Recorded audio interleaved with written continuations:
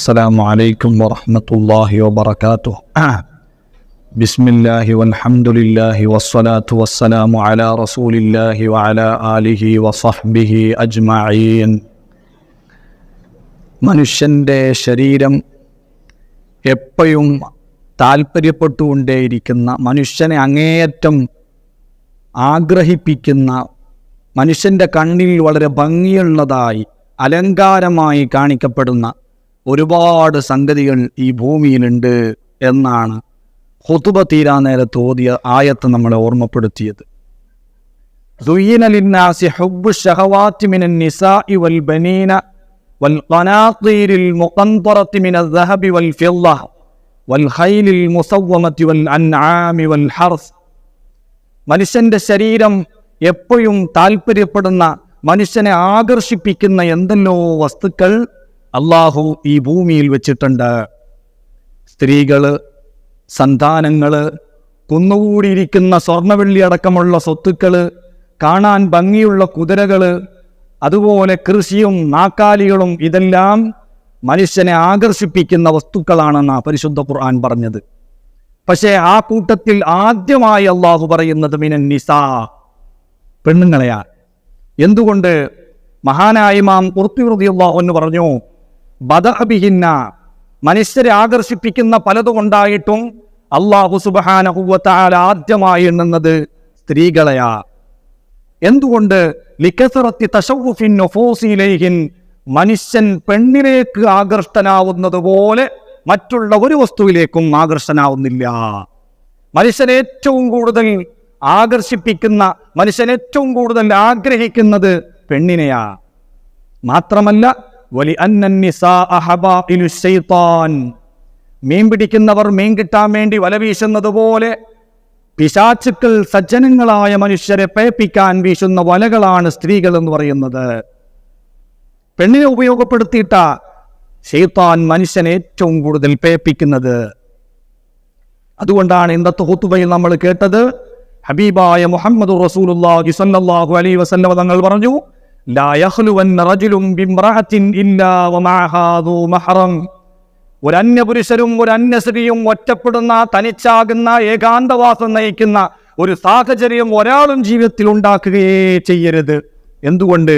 ഫഇന്ന താലിസഹും ശൈത്താൻ, ഒരാണും ഒരു പെണ്ണും ഒരു സ്ഥലത്ത് ഒറ്റപ്പെട്ടാൽ അവിടെ മൂന്നാമനായി പ്രവർത്തിക്കാൻ ഇബ്ലീസ് ഉണ്ട്, ശൈത്താനുണ്ട് എന്ന് സയ്യിദുനാ റസൂലുള്ളാഹി. നമ്മുടെ ശരീഅത്ത്, നമ്മുടെ ഇസ്ലാം, നമ്മുടെ ദീൻ ഈ സ്ത്രീ പുരുഷന്മാർ തമ്മിലുള്ള സമ്പർക്കത്തിന് വെച്ച നിയന്ത്രണം എന്ന് പറയുന്നത്, അത് മുഴുവനും മനുഷ്യനെ ഈ ശൈത്താന്റെ കെണിവലയിൽ പെടാതെ, അവന്റെ ശർറിൽ പെടാതെ സംരക്ഷിക്കാൻ വേണ്ടിയാണ്. നമ്മൾ ഫിഖിന്റെ കിതാബ് എടുത്തു നോക്കിയാൽ നിരന്തരം നമ്മൾ കാണുന്ന മസലകളാണ്.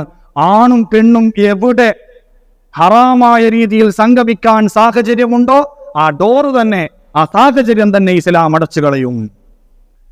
അന്യ സ്ത്രീ പുരുഷന്മാർ തമ്മിൽ പഠന ആവശ്യത്തിന് വേണ്ടിയിട്ട് കാണാൻ പറ്റുന്നതാണല്ലോ, താലീമിന് വേണ്ടി കാണാൻ പറ്റുമെന്ന് നവവി ഇമാം മിൻഹാജിൽ പറഞ്ഞിട്ടുണ്ട്. നിബന്ധനകളോടുകൂടെ, അത്യാവശ്യമുള്ള പഠനത്തിന് വേണ്ടി നിബന്ധനകളോടുകൂടെ പെണ്ണിന്റെ മുഖത്ത് ഒരു അന്യപുരുഷന് നോക്കാൻ പറ്റും എന്ന് ഇമാം നവവി റഹിമഹുല്ലാഹ് മിൻഹാജിൽ പറഞ്ഞപ്പോൾ ഉടനെ തന്നെ ഇബ്നു ഹജർ ഹൈതമി റഹിമഹുല്ലാഹ് തൂഫയിൽ പറഞ്ഞു, അവിടെ പ്രധാനമായും ഒരു നിബന്ധനയുണ്ട്, വുജൂദു മാനിഇ ഖൽവ. ഒരു അധ്യാപകനും ഒരു വിദ്യാർത്ഥിനിയും ഒരു ക്ലാസ് റൂമിൽ ഒറ്റപ്പെടുന്ന വിധത്തിൽ പഠിക്കാൻ പാടില്ല. എന്തുകൊണ്ട്? അത് അവിഹിതത്തിലേക്ക്, അനാശാസത്തിലേക്ക് കൊണ്ടെത്തിക്കും. ചികിത്സയുടെ ആവശ്യത്തിന് വേണ്ടി നിബന്ധനകളോടുകൂടെ ഒരു അന്യപുരുഷനായ ഡോക്ടർക്ക് ഒരു അന്യ സ്ത്രീയുടെ ശരീരത്തിന്റെ ഫലഭാഗങ്ങളും കാണാൻ പറ്റും. ഇമാം നവവി തങ്ങൾ മിൻഹാജിൽ പറഞ്ഞതാ. അത് പറഞ്ഞപ്പം തന്നെ ഇബ്നു ഹജർ തങ്ങൾ കൂട്ടിക്കൊടുത്തു, അവിടെയും ഉണ്ട് നിബന്ധന, വുജൂദു മാനിഇ ഖൽവ. ഒരു ക്ലിനിക്കിൽ അല്ലെങ്കിൽ ഡോക്ടറുടെ റൂമിൽ ഒരു അന്യപുരുഷനായ ഡോക്ടറും ഒരു അന്യ സ്ത്രീയായ പെണ്ണും രോഗിയായ ചികിത്സക്ക് വേണ്ടി ഒരു സ്ഥലത്ത് ഒരുമിച്ച് കൂടുന്നത്, തനിക്കുന്നത്, ഒറ്റപ്പെടുന്നത് അത് ഹറാമാ. കാരണം അത് അനാശാസത്തിലേക്ക് കൊണ്ടെത്തിക്കും. അപ്പൊ ഡോക്ടറോടുകൂടെ ഒന്നിരിക്കൽ അല്ലെങ്കിൽ ഈ സ്ത്രീയോടുകൂടെ ഒന്നിരിക്കൽ അവർ രണ്ടാളുടെയും ബന്ധുക്കളായ മഹറമായ ആരെങ്കിലൊക്കെ വേണം.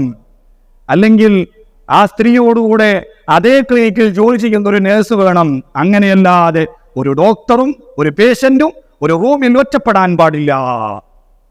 കല്യാണത്തിന് വിളിച്ചാൽ പോകൽ നിർബന്ധം, വലീമത്തിന് ഇജാബത്ത് ചെയ്യൽ നിർബന്ധം, ഫത്വഉൽ മൈൻ അടക്കം പറഞ്ഞു. പക്ഷേ അത് പറഞ്ഞ ഉടനെ തന്നെ സൈനുദ്ദീൻ മഖ്ദൂം തങ്ങൾ കൂട്ടിക്കൊടുത്തു, വഅല്ലാ യതറത്തബ അലാ ഇജാബത്തിഹി ഖൽവത്തുൻ മുഹറമ. ഒരു കല്യാണത്തിന് ഒരുത്തൻ നിന്നെ ക്ഷണിച്ചാൽ ആ കല്യാണ സദ്യയിലേക്ക് നീ ഉത്തരം ചെയ്ത് പോകുമ്പോൾ അവിടെ നീയും ഒരു അന്യ പെണ്ണും ഒരുമിക്കുന്ന, സംഗമിക്കുന്ന, ഒറ്റപ്പെടുന്ന സാഹചര്യം തുടർന്നു വരാതിരിക്കണമെന്ന കണ്ടീഷനുണ്ട്. അങ്ങനെ ഒറ്റപ്പെടേണ്ട സാഹചര്യം ഉണ്ടെങ്കിൽ ആ കല്യാണ സദ്യയിലേക്ക് പോകാൻ പാടില്ല. സ്ത്രീ നിർബന്ധമായിട്ടും ഹജ്ജിന് പോകണം സാമ്പത്തിക ശേഷി ഉണ്ടാകുമ്പോൾ. മിന്നാജിൽ നവൈമാം പറഞ്ഞു, കപ്പലിൽ കയറിയിട്ടേ അവൾക്ക് ഹജ്ജിന് വേണ്ടി പോകാനുള്ള സാഹചര്യമുള്ളൂ എങ്കിൽ കടലിൽ യാത്ര ചെയ്തിട്ട് വരെ അവൾ ഹജ്ജിന് വേണ്ടി പോകൽ നിർബന്ധം. പക്ഷേ ഇബ്നു ഹജർ തങ്ങൾ അവിടെ കൂട്ടിക്കൊടുത്തു, ഇൻ വജദത് ലഹാ മഹല്ലൻ യൻഅസിലു ഫീഹി അനിർ റിജാൽ.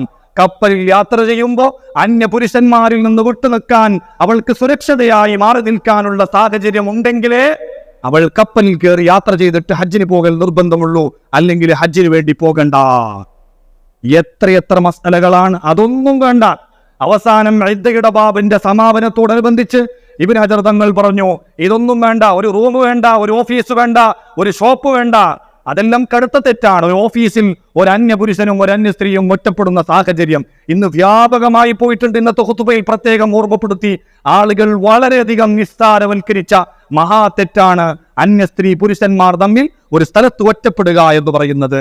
ഒരു ക്ലാസ് റൂമിൽ ഒറ്റപ്പെടുന്ന സാഹചര്യം, ഒരു ഓഫീസിൽ ഒറ്റപ്പെടുന്ന സാഹചര്യം, ഒരു ഷോപ്പിലേക്ക്, ഒരു സ്ഥാപനത്തിലേക്ക് കയറി ചെന്നാൽ ആ സ്ഥാപനം നടത്തിപ്പുകാരനായ മുതലാളിയും അവിടെ ജോലി ചെയ്യുന്നത് ഒരു അന്യ സ്ത്രീയായ പെൺകുട്ടിയും ഒരിക്കലും ഇസ്ലാം അനുവദിക്കുന്നില്ല. ആ രീതിയിൽ അവസാനം മഹാനായ ഇബ്നു ഹജർ തങ്ങൾ ഇദ്ദയുടെ ബാബ് സമാപിക്കുമ്പോൾ പറഞ്ഞു, ഇതൊന്നും വേണ്ട, ഒരു പോക്കറ്റ് റോഡിൽ ആളുകൾ നിരന്തരം വന്നും പോയും കൊണ്ടിരിക്കാത്ത, അപൂർവമായിട്ട് മാത്രം ആളുകൾ വന്നുവിടാറുള്ള പോക്കറ്റ് റോഡിൽ ഉൾവഴിയിൽ വരെ ഒരു അന്യ സ്ത്രീയും ഒരു അന്യ പുരുഷനും ഒറ്റപ്പെടുന്നത് ഹറാം. എന്തിനാപ്പോ ഇത്രയും കർശനം? നിങ്ങൾ വാർത്തകൾ എടുത്തു നോക്കൂ, ഓരോ ദിവസത്തെയും വാർത്ത.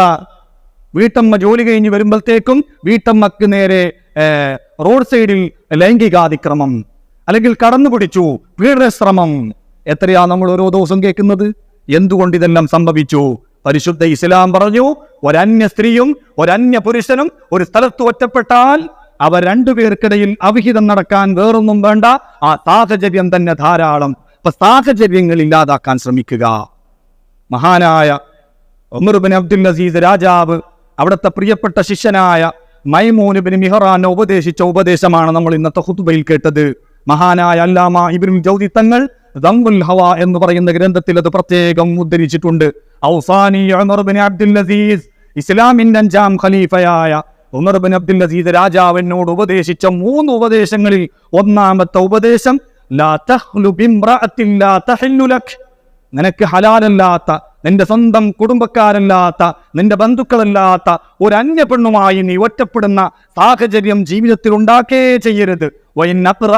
ഖുർആൻ, അത് ഖുർആൻ പഠിപ്പിക്കുക, ദർസ് പഠിപ്പിക്കുക, മദ്രസ പഠിപ്പിക്കുക എന്ന നല്ല പേരോടുകൂടെയാണെങ്കിൽ വരെ ഒറ്റപ്പെടാതിരിക്കാൻ ശ്രദ്ധിക്കണേ.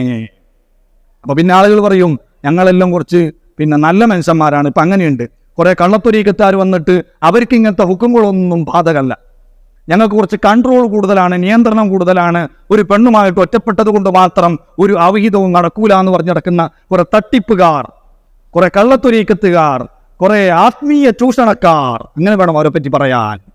മഹാനായ റിസാലത്തുൽ ഖുശൈരിയിൽ പറഞ്ഞു, മഹാനായ അബുൽ ഖാസിം അൻ-നസ്റാബാദി എന്ന് പറയുന്ന പ്രഗൽഭനായ പണ്ഡിതൻ, ഖുറാസാനിൽ ജീവിച്ച മുഹദ്ദിസായിരുന്നു, ആ കാലഘട്ടത്തെ തസവ്വുഫിലെ ഇമാമായിരുന്നു മഹാനായ അബുൽ ഖാസിം അൻ-നസ്റാബാദി. അവരുടെ അടുത്ത് വന്നിട്ട് ആരോ പറഞ്ഞു, നമ്മളെ നാട്ടിൽ ചില മനുഷ്യന്മാർക്കൊരു സ്വഭാവമുണ്ട്, അന്ന ബഅദൻ നാസി യുജാലിസൂന നിസാ, പെണ്ണുങ്ങളുമായിട്ട് വേദി പങ്കിടുക, പെണ്ണുങ്ങളുമായിട്ട് ഒരു റൂമിൽ ഒറ്റപ്പെടുക, പെണ്ണുങ്ങളുമായിട്ട് സംസാരിച്ചിരിക്കുന്ന ചില കള്ളന്മാർ നമ്മുടെ നാട്ടിലുണ്ട്.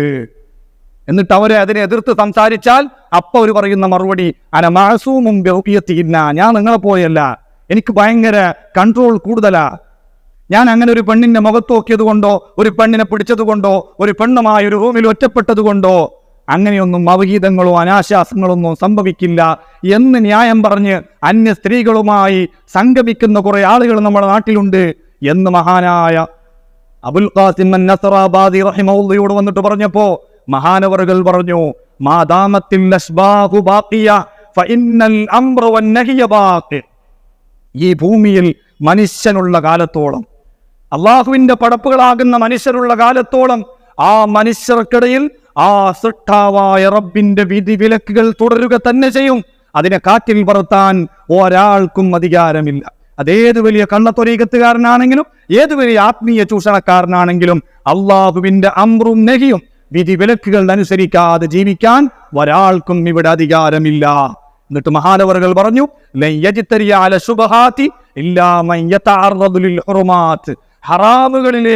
ഹറാമുകളിൽ ഇടപെടാൻ താല്പര്യമുള്ളവനിക്ക് ഹറാമെന്നോ ഹലാലെന്നോ തിരിയാത്ത സ്പഷ്ടമാവാത്ത ശുഭകളിലേക്ക് ചെന്നെത്താൻ പറ്റുകയുള്ളൂ, ധൈര്യം വരികയുള്ളൂ എന്ന് മഹാനവറുകൾ പറഞ്ഞതായിട്ട് റിസാലത്തുൽ ഖുശൈരിയിൽ അടക്കം ഉദ്ധരിച്ചിട്ടുണ്ട്. അപ്പോ എത്ര വലിയ സ്വാലിഹാണെങ്കിലും നമ്മുടെ ഖുത്ബയിൽ നിന്ന് പ്രത്യേകം പറഞ്ഞു, നിങ്ങൾ ഫജ്തനിബു അൽ ഖൽവത്തൽ മുഹറമ, ഹറാമായ രീതിയിൽ ഒരു അന്യപ്പെണ്ണുമായി ഒറ്റപ്പെടാതിരിക്കുന്നത് വളരെയധികം നിങ്ങൾ ശ്രദ്ധിക്കണം. വലൗ കുന്തും മിൻ അസ്ലഹി സ്വാലിഹീൻ, നിങ്ങൾ ഏറ്റവും വലിയ സ്വാലിഹീങ്ങൾക്ക് നേതൃത്വം കൊടുക്കുന്ന സ്വാലിഹായ മനുഷ്യനാണെങ്കിലും ഇബ്ലീസ് പേപ്പിക്കും. കാരണം ഇബ്ലീസിനെ ആട്ടിപ്പുറത്താക്കാൻ നേരത്ത് ഇബ്ലീസ് വെല്ലുവിളിച്ചതാണ് പടച്ചറബിനെ, വലൗവിയന്നഹും അജ്മഈൻ, മുഴുവൻ ആളുകളെയും ഞാൻ പേപ്പിക്കുക തന്നെ ചെയ്യും. ആരെപ്പം പേച്ചു എന്ന് പറയാൻ കഴിയില്ല.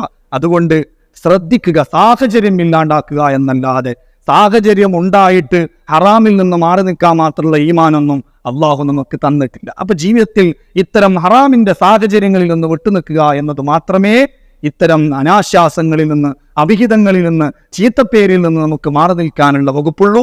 അല്ലാഹു സുബ്ഹാനഹു വ തആല നമ്മെയും വേണ്ടപ്പെട്ട മുഴുവൻ ആളുകളെയും ഇത്തരം ഹറാമായ ബന്ധങ്ങളിൽ നിന്ന് കാത്തുരക്ഷിക്കട്ടെ.